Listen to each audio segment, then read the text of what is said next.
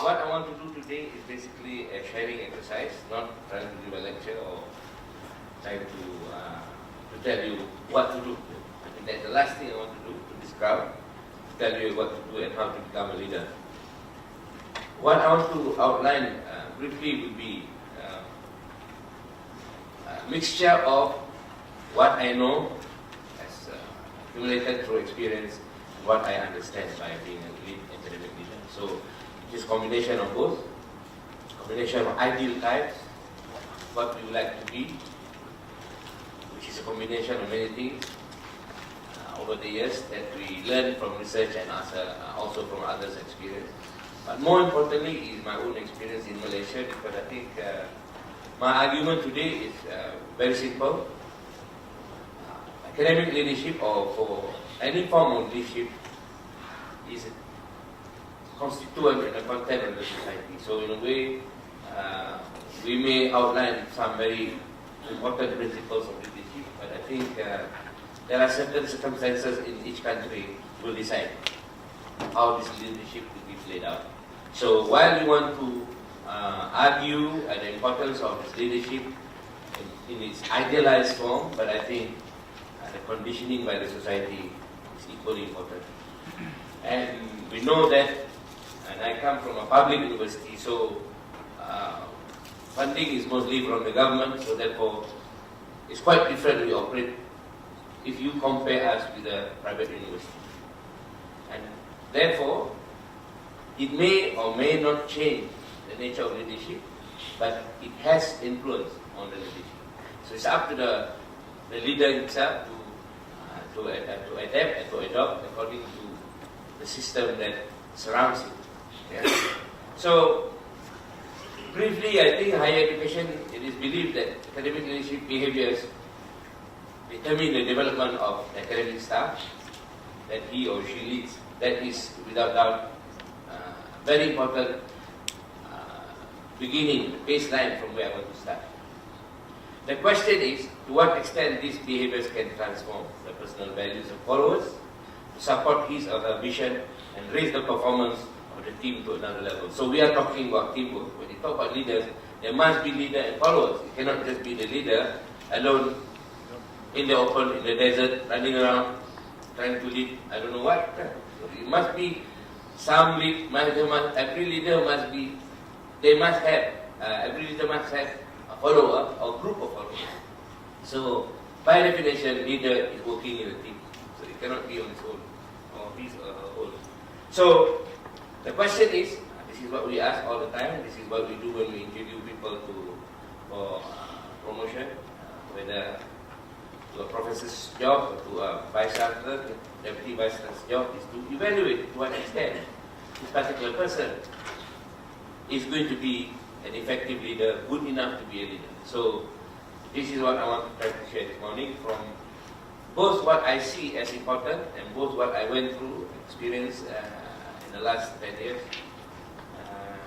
in a committee selecting various people in various positions. Yeah. So, now, I think what I want to raise is how do we make sense of the academic political ecosystem? I think this is a critical one. Even if you don't want to be a leader, if you want, see, the most important part for me, from my point of view, is that if your followers don't understand what you're doing, then you might as well run alone and don't achieve anything again. So, which means that in order to make everyone in the team follows you, is to make sure everyone understands what you want to do. So therefore, if they don't understand what you want to do, you leave them alone. Or you like some, you don't like some, then I think you should just resign them. Don't hold the position, because unless you want to announce. So, I mean, this is very important too. Some people consider that as a reward rather than becoming a leader.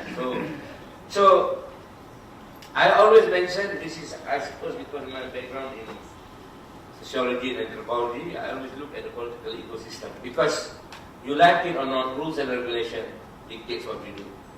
Even the academic world, the number of KPIs that we have to fulfill. I never knew what KPI for many, many years, until 2007. when they introduce research university, then we have KBI. So, but I use the whole notion of education and where it is located in the political system of the country is very important. So the academic political ecosystem is embedded in the country's political system. You like it or not, you read Razak report in Malaysia, for example, 1956, even before independence, we already said what we were going to do.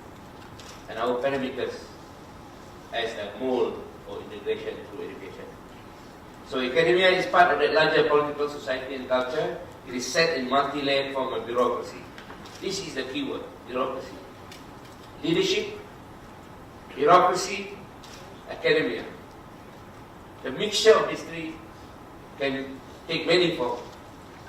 Can puzzle you, can make you happy, and can totally confuse you.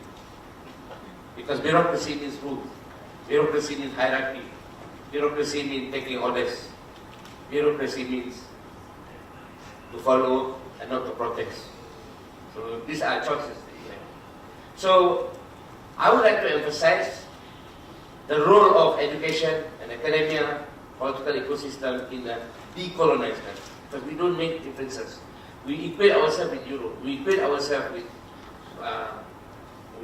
Japan or with other East Asian countries.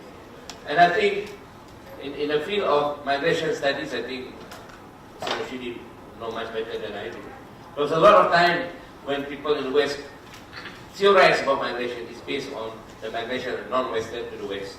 They could never imagine the Indonesians migrate to Malaysia in the theories that they offer in the early part of migration theory. So that made me realize that the critical importance of locating our notion of academic leadership in a decolonized countries. The other reason why I want to raise this issue of decolonized countries is that we are characterized in the field of political science and social science as a nation state. And I always argue that in decolonized countries, the nation and the state are separated. Some countries, some nations have no state. Like Bangsa Moro, Buddhist nation, these are just Bangsa or just nation. And some, they got nation state, like Brunei, like MIB, Melayu Islam Malaysia, not Men in Black. So, Malaysia, Singapore, and many countries in the world, we survived with a state that was the heritage that we inherited from the colonial power, and we haven't resolved the issue of Malaysia. Now, that has a very big impact in the way we organize our education, we organize our politics, and we organize where we are going in our debate. So we may be successful economically. You can see the report, you can do anything. A lot of countries in the world have very good economic report. It's about the state of the state, not the state of the nation. The nation, probably they're still beginning to think what sort of nation we dream, what sort of nation we want. And that relates to education, very much. What sort of education we want. It relates to what sort of nation we want. Now, how do we separate this ideal type transformational leader outside this context? We cannot. So we can keep on discussing all the nice articles written based on research. I saw some research done by, good research on academic transformational leader by people from UTM, a couple of years back, published last year. So it's very interesting for me. Those discussions actually miss the bigger point of the political ecosystem of our academy. So that's why I want to raise this issue at the beginning, because I can go straight into what are the 4 characteristics, the 5 characteristics. For me, these characteristics are ideal type. We establish this characteristic while we need a guide, we need a framework.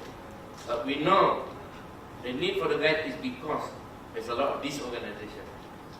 And I think AKEPT has played its role for the last 10, 15 years, trying to provide that organization in whatever form they could. And also the kind of people that they manage to invite to come and attend courses and also lectures here. So, you must remember, anyone who is not from a decolonized country, I don't see anyone of them. Most of them are from a decolonized country.